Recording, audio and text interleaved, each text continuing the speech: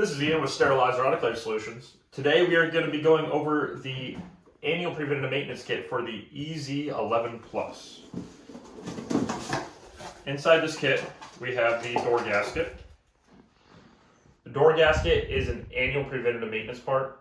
However, if you're running consecutive or back-to-back, or you're starting to get a leak, this might need to be changed more often.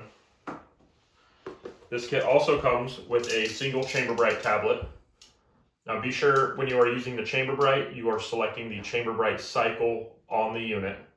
Chamber Bright should be used on a weekly basis to help clean the reservoir, the chamber, as well as the valves. This kit comes with 4 new valve stems as well as plungers, a safety release valve which is located inside the reservoir,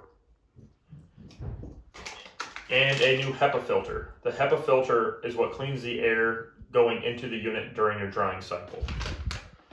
There's instructions on how to change all these parts located inside the preventative maintenance guide that is provided. If you have any issues, please give us a call, 704-966-1650, option 3 for tech support, and please like and follow. Thank you.